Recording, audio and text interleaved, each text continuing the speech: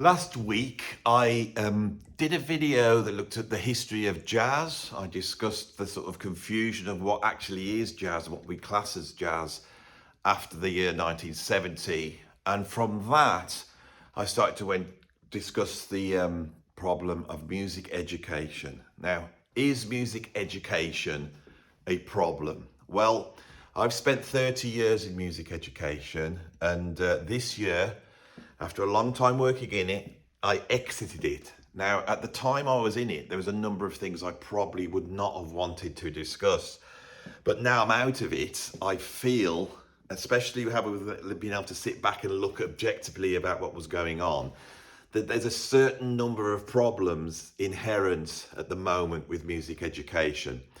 The reason why I did that video last week on jazz history is because I've always felt when it comes to rock music, popular music, all those sort of things, we get the sort of basic structure of how we teach that from what was created in the 1960s within jazz education. Same thing if you would go and look online at a guitar tutorial video or some sort of education material, it will be taking its lead from what we could call jazz education, which in turn is an adaptation of classical music education. Right, so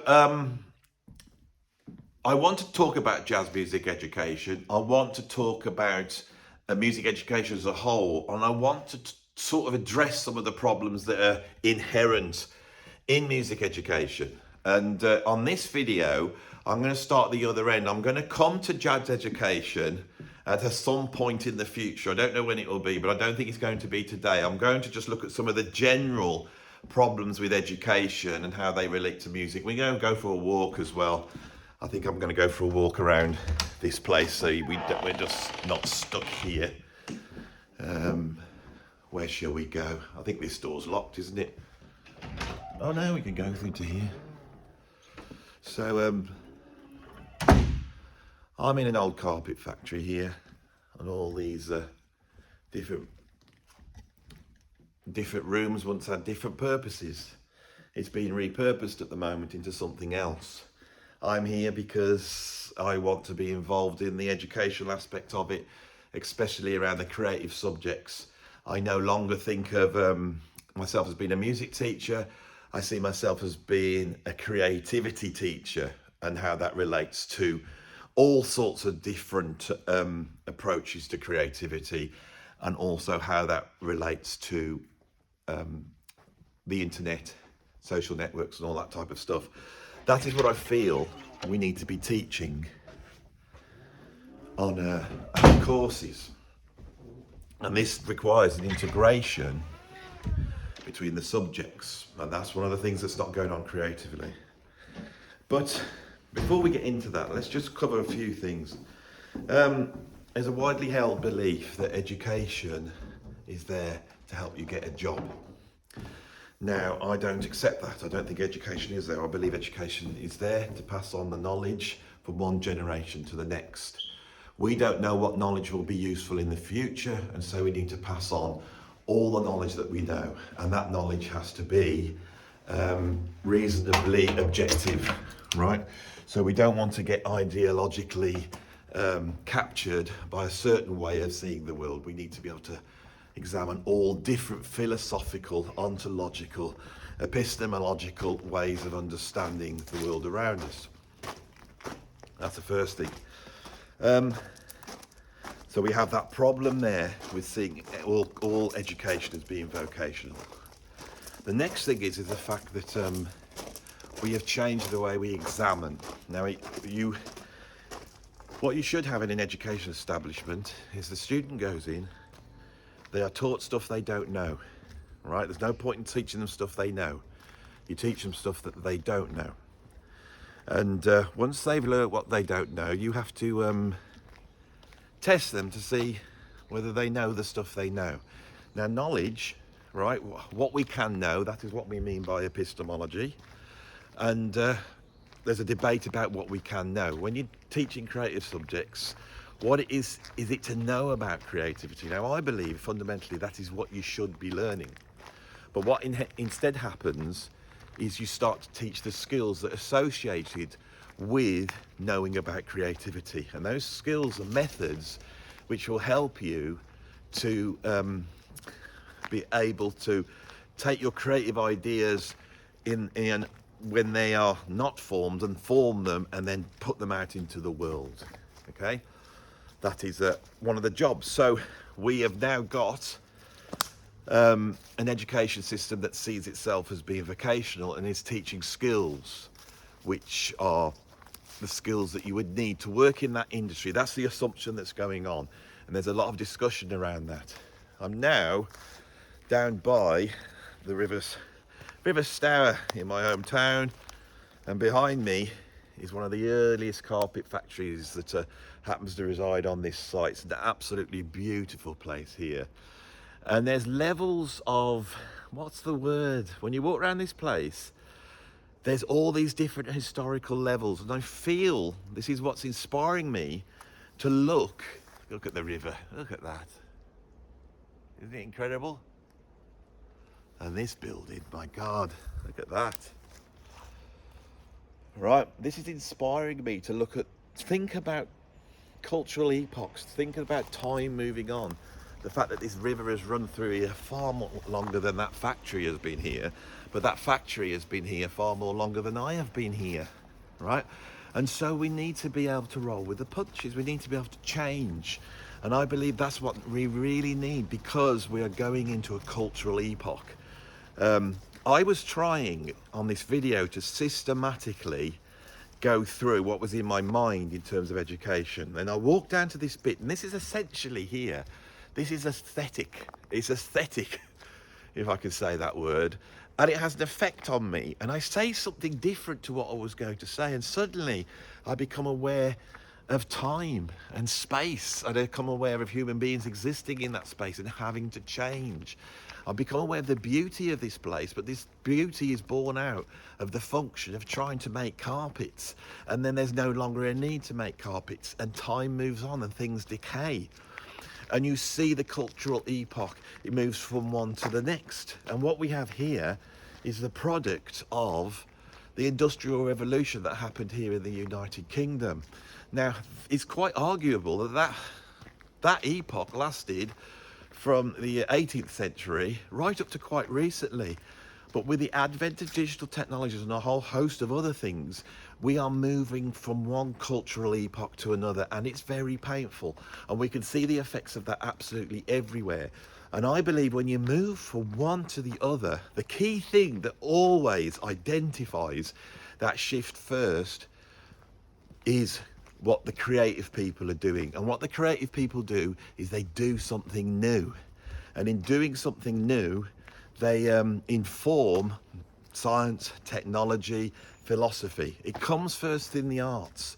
So we need an education system which is going to prepare our creative people, of which there's a small but substantial breed out there that need to be catered for. This is one of the problems you've got, you see.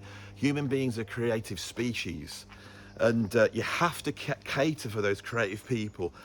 And they don't think quite the same as other people. So when you go into an educational establishment, that educational establishment has to be inclusive. Now, that doesn't mean that we just look after trans people and black people, although it should, but that should be taken care by the very fundamental idea of inclusivity, is that we're going to look after the individual, which is a very Enlightenment liberal idea, which is at the moment getting challenged as our education system frantically tries to put people into certain identity groups.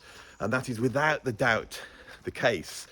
And you will find in education now, if a child has a certain problem that is related to certain identity groups, it will be dealt with at all costs. But I'm afraid creative people are not an identified group at the moment. But I believe that our educational establishments are there to help creative people learn how to deal with the beast that's within them. And so this thing that I started off talking about, where I was saying, it's about getting a job and learning the skills to get the job, I now have offered something completely different. How do you teach someone who is blighted with creativity how to deal with that? And why do you do that? The reason why you do that is because if you don't, these people will be a problem. But if you do, they will be the solution. They will actually be a key. I don't want to go much further because I'm going into people's another bit. So I'll turn around and we'll walk back, I think. So,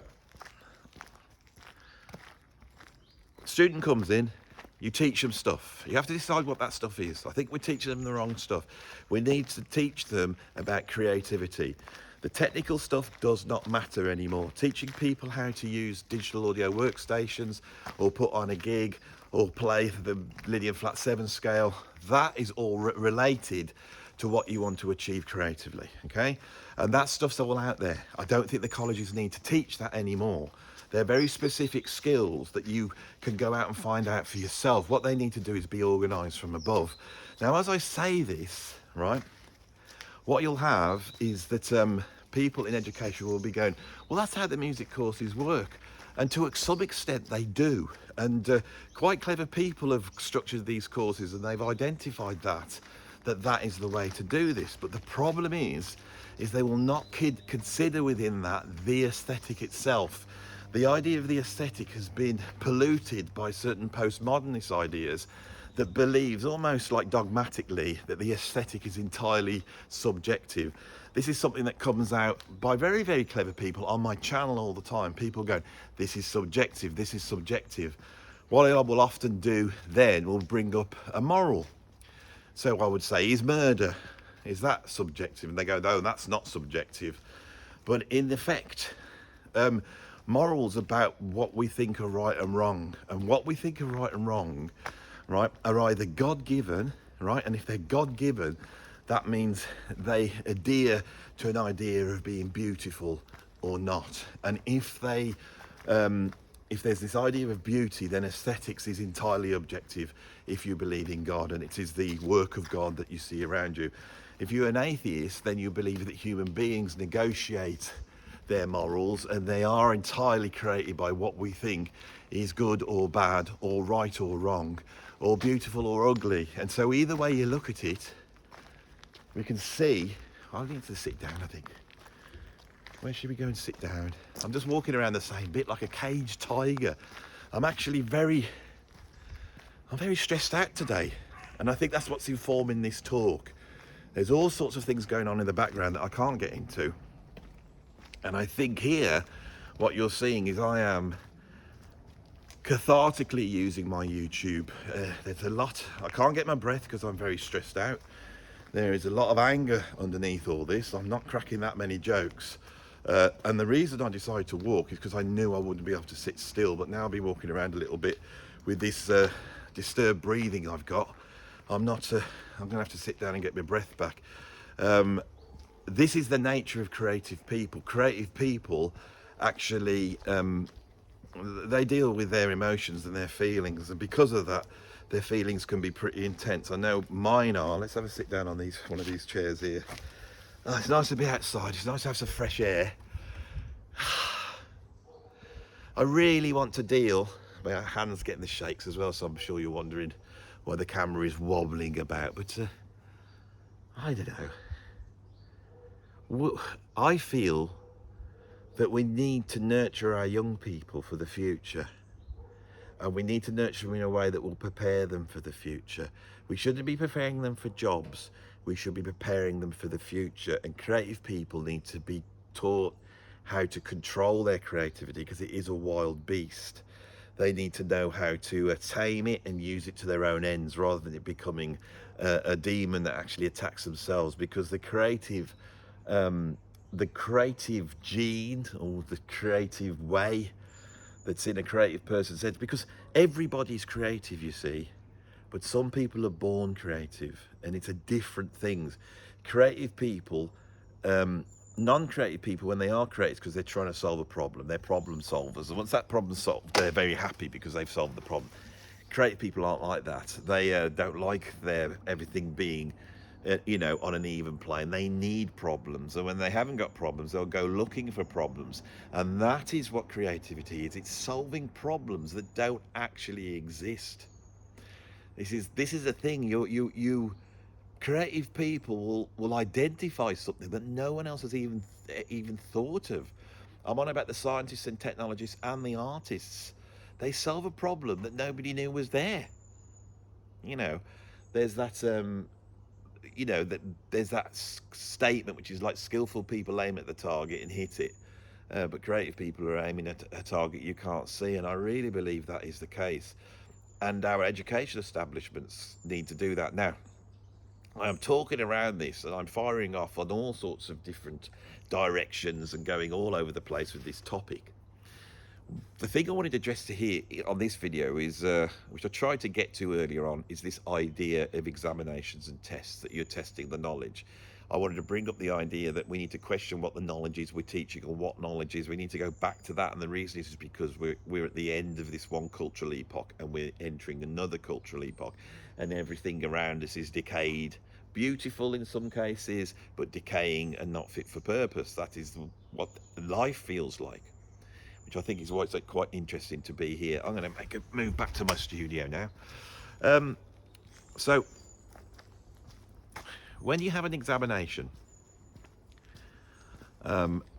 you basically, someone sits down and you test them on how much they can remember, basically, and so it all becomes a test of memory. When it comes to creative subjects, that's a problem, because creativity doesn't quite work like that. But I believe it can be done.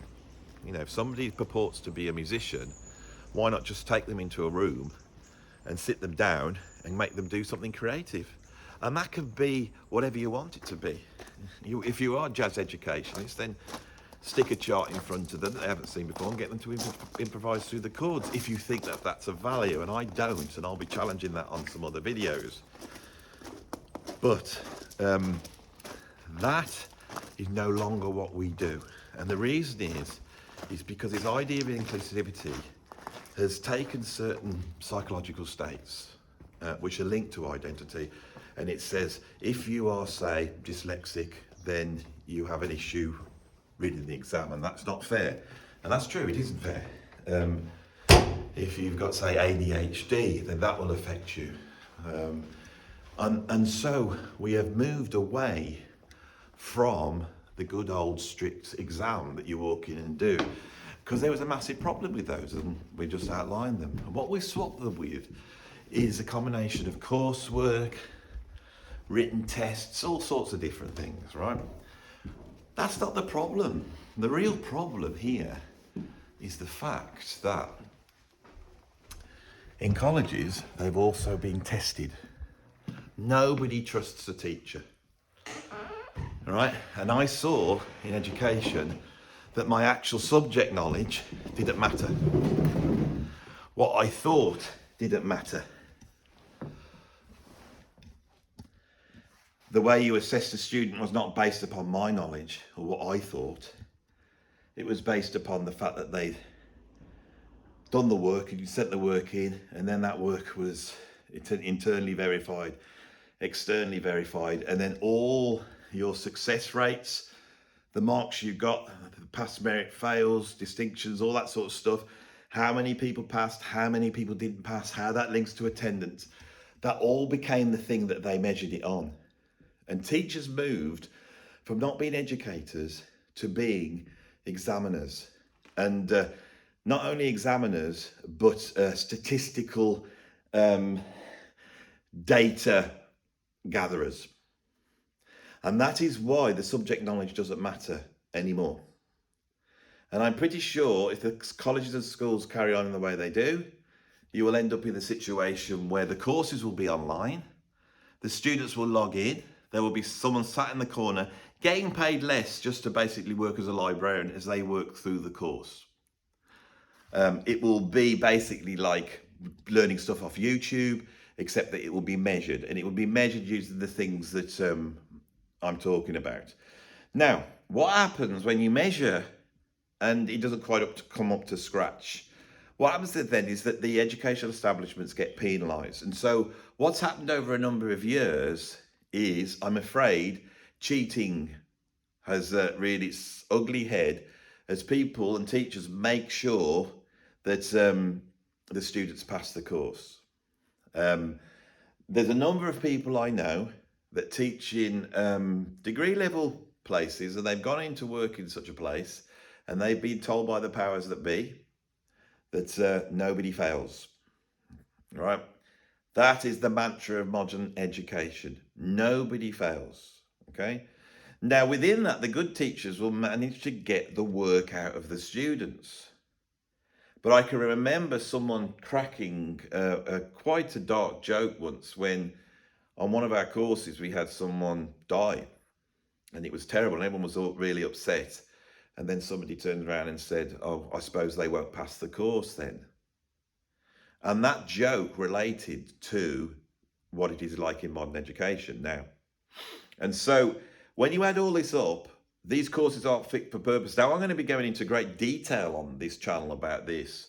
But suffice to say on this one, what I've done is raise the idea of what is education, what is creative education, how are we going to teach it, and what are we going to teach. Do we need to change it for a cultural epoch that is changing? Now, how is it going to change? Well, one of the ways it might change is all the sort of brain power stuff that people used to do, mathematics, design, technology. All of that stuff will be taken over by computers. So people won't necessarily need to know that. And I don't know how much mathematicians actually know that now. I don't know how many people who work in maths could actually go on a whiteboard, like in that sort of cliched idea of the mad scientists, and write all those equations out. And if they can, do they need to? Okay? Surely some people need to check the computers, but they need to check the computers because they're in their infancy regarding doing this type of stuff. And so what we're going to see is something that happened in the Industrial Revolution happen again. In the Industrial Revolution, people were required to do the menial work, right? You had to have people to do it. And then suddenly as the machines came in, the machines could do these menial tasks that people could do. And before we knew it, we saw the value of this go. And these factories that had made lots and lots of money and had paid people reasonable money to make menial tasks suddenly went up to other countries that weren't Western Enlightenment countries and had far less respect for the people that actually resided in their country, so they could get their inhabitants to work for a lot less money. And that's the situation we're in now. But with the advent of AI, you're going to have a lot more jobs taken away. And the jobs that are going to go are the white collar jobs. You know, AI can write wills, AI can sell mortgages, AI can do what a solicitor does, it can do what an estate agent does, it can do what an accountant does, it can do all these things very, very easily. And it can even do things like diagnose illness better than human beings. Now, people will then shout to me, yeah, but it can't do this and it can't do that. I don't know. How long until all jobs are performed by machines? And what happens then? Because what happened with the serfs that scratched the earth around here, you know, before the Industrial Revolution, is their value wasn't very much. They had some value once they could work into a factory. So will there be a value for these machines that then start to do our work? And what's the value of us? And what do we do? And how do we keep going, all the normal people? Obviously, the people who own everything will eventually have this big machine, but how can they extract money out of the system if there isn't people to stir the big money pots? That's the question I find I go to all the time. You know, we are not just workers, we're consumers, and we consume stuff. And, you know, in a Western Enlightenment liberal society, those values that exist make sense because you do the work and you get paid for doing the work, and then you have the freedom to pay, spend that money on what you want. But once you're not working and you're receiving benefits, or once the government supports you, how do you earn that money? And the only thing I could think of is, and it's possibly the safest of all the solutions, because with all these people going on about climate change and there being too many people, out of that sort of identity politics view of the world is this idea that people, again, are not of value. In fact, they're negative value. They're making the world worse. That's an awful idea. That's an awful idea to have in our culture. So I feel that the best one will be that you will get your money, you will get it has to end up in a communist state. That's the problem with this, right? You can't have free market. I can't have a free market economy, and I know all you Marxists hate all that, but believe me, you're going to get your way. Believe me, you'll be able to jump for joy because you will have all your freedoms taken away, and you will have to, conform to the ideology that places us all in a state where we will receive money from the government for existing. I can't see any other solution to this unless creativity becomes more important. Unless creative people find a solution to this, a solution to a problem that we didn't know existed. And so I would be going into these schools and colleges, and I would be exploring what these kids have to say, because there's someone out there that will be able to solve climate change. There's someone out there that will be able to solve the economic problems that come with AI. There is, and the dangers of social networking, the political divisions that are going on and the rise of populism, all these things that are sort of cursing us as we move from one culture to the other. The solution's not in me. My time is going. I hope I got a little bit left of being able to get up to say something, but it's with the youth. And so we should not be forcing our youth into more and more sort of methods of complicity, which is what education seems to become, and that's all it's about. Say the right answer to the right question, walk in the right way, dress in the right way, say the right thing, have the right political opinion. That is what our education system has become about. And they're terrified of anybody saying anything that counters that. And if you do, you all get stamped on from a big height. But the answer's with the youth. The answer is with the youth. And when I taught, I was always shocked when I would sit in front of a room of 16-year-olds and these questions came up, that they hadn't all been ideologically captured. And many of them were questioning it because they were young and they were entering a world and going, well, I don't think this is right. That true revolutionary spirit, not this sort of ideological revolutionary spirit that's actually ended up being a dogma. And as long as you act like people did in the 1960s, you're acting in the right way, and that's a good way to morally be. Forgetting the fact that these people were seen as immoral at the time because they were reshaping our morality. They were reshaping our morality through aesthetics. This is what needs to happen now. We cannot throw our education system out, but our creative education system is not fit for purpose at the moment. It won't have any utility in our culture now. It needs to be rethought from the ground up. But they have turned away from the people who actually know about this stuff, because everybody who was in it is someone that has agreed to toe the line and become an examinator and a statistician gatherer. And anybody sat at the top of these organisations got there because they were quite happy to swallow down that ideology fully. Right, I think I got to the end of this video. There's going to be quite a few of these on Philosophy Sunday. Philosophy Sunday is now going to be about education, and I'm going to be exploring a whole bunch of aspects of education in this rambly way, probably walking around places, so you get, even if you don't like what I'm saying, at least you get to see all these lovely things around you. It's all wonderful, isn't it? A little bit of, scenery passing, not my same old records in the background. I'm going to sit down. You know what I'm going to do now? I'm going to go and have something to eat. I'm going to sit down here in the dark part of my room, and I'm going to put a nice record on my stereo, and I'm going to sit here, have a cup of coffee, and try and relax a little bit, because I have got quite wound up by things today. But talking to you, I feel a little bit better. So I don't know.